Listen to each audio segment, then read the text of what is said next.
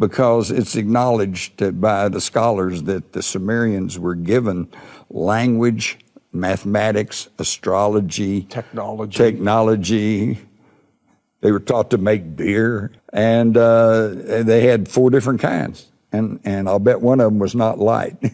Not in those days. But so they really, this was the cradle of civilization. And they said the Anunnaki taught them all this. Well, is that where the beginning of this mentality of control started? Yes, because if you could think of today, if you went down to Radio Shack, got one of those handheld colored TV sets, and you go back just 100 years, and you showed that to somebody, they wouldn't know what it was. They would think it was magic. And they would probably, and if you told them, well, this is from God, I represent God, so listen to me, they would probably buy it, okay? So yes, early on, these visitors, shall we call them, realized that the primitive earth people looked on them as some sort of God. Now, the ancient Sumerians never referred to them as gods. They were just the Anunnaki. They were there, and they had discourse with them and everything else. But they wanted control. But they wanted control. But they didn't want hands-on control, so they created a priesthood, okay? Humans that would act as their surrogates and their priesthood to tell everybody, okay, the gods told me, here's how you're supposed to live, right? Now, there was a secondary control mechanism that they came up with, which was money. And which really was the beginning of the control. The very beginning. Well, when religion didn't work, then they bring in the money. And in fact, if you'll stop and consider the Prince of Peace, Jesus, the one time he got violent was when he threw the money changers out. That's right. And where were they? Were they in the bank? No, they were in the temples. They were in the temples. His temples. Well, let's jump ahead as the Illuminati evolves, because it changed. It got bigger. It got more powerful. It was knowledge. Did the Knights Templars, did they become part of the Illuminati? It was this knowledge that was, see, now, all of the authorities, they wanted to keep the knowledge, just like today. If you got knowledge, you got power. So they wanted to keep it all to themselves. Knowledge is power. So they wanted to keep it to themselves. So, and then at some point, the Anunnaki drifted from sight. They either left the site or they left the planet or they went somewhere else, but the priesthood's still there. And they were enjoying their prerogatives with their power and their control. So they pressed more and more onto religion. This is where all the religions got started. And then, of course, they would split into squabbling over whose religion was better. And then, of course, then you bring the money in.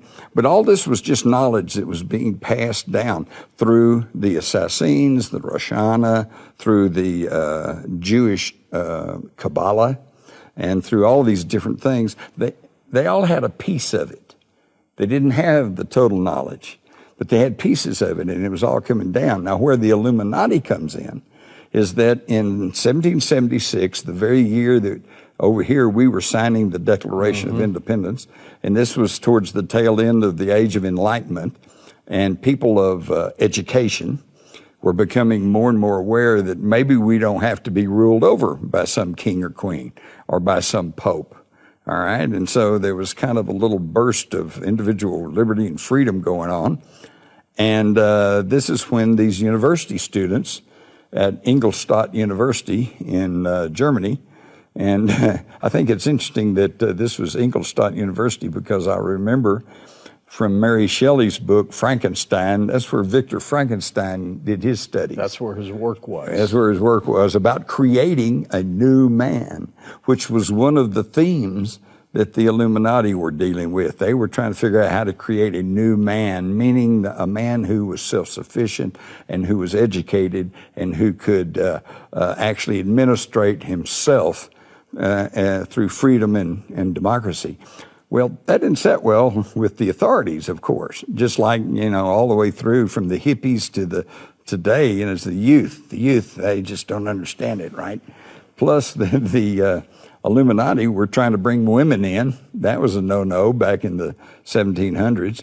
And what I found interesting is they were also smoking pot, just like today, But what was their mission? What did they want to do then, and what are they doing now? Okay, what they wanted to do was to revamp the world, change the world for the better, get us out from under the restrictions of church and state and on like that. Well, needless to say, the church and state struck back. They outlawed them, forced them to go underground. Now, when they were forced to go underground, several things happened. Number one, all they did was they didn't give up on their philosophies, which, by the way, I call Illuminism. And that's the thing you have to keep in mind is Illuminism. Illuminism is a lifestyle, a philosophy of life that fits right up there with communism, Nazism, feminism, capitalism, all the isms. And they wanted us to live that way, or just them? Yes, they wanted everybody, okay, as you will see.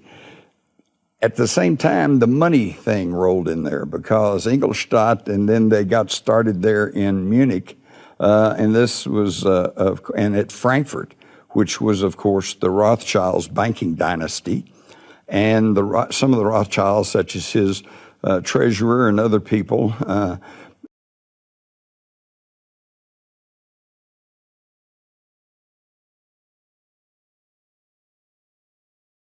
and it was alleged that they were secretly bankrolling the Illuminati. But what happened was, because they were being suppressed, they created a secret society, and they had to operate secretly, and they had a structure so that only one person only knew one person. They couldn't give away the whole organization, and they operated secretly. And their watchword, their motto was, "The end justifies the means." And so under that, carried to its logical extreme, you can lie, cheat, steal, murder, whatever, if it's going to achieve your purposes. And that's what they're doing now. And that's where they got started. And I think the students, began to do this, but then it grew larger to some of the public officials, some of the authorities, some of the wealthy people. And what they did was they began to embrace Illuminism. And that's because that once the grown-ups got hold of Illuminism and realized that this was a mechanism for secretly gaining control over whole nation states and even the world, this is where it kind of got out of hand. And it was another case. You can go back and look at the basic premises of democracy, communism, National Socialism. It all sounds real good on paper. But then when people get involved and they get power, then it starts getting perverted and twisted around. And what is absolutely certain is that Illuminism then began to turn to world revolution, which then was the motivating force behind possibly the American Revolution, certainly and demonstrably the French Revolution, the Russian Revolution, okay, because, for example, Karl Marx and others who were members of the Illuminati formed what they call the League of the Just. And it was during that period that Karl Marx wrote his Communist Manifesto. God, they must have had fun putting these groups together, Jim, to try to manipulate and control. But How did they get their power? How did that all come to them? They get it through secrecy, and the end justifies the means. If you can get some dirt on somebody, some blackmail, then you can control whole governments. It's been estimated, I'm not saying this is a fact, but it's been estimated that probably at least a third of our Congress is susceptible to blackmail. So that's how they begin to control. Right. From that point on. Yes. But people tend to need control. Societies tend to need control. Unfortunately.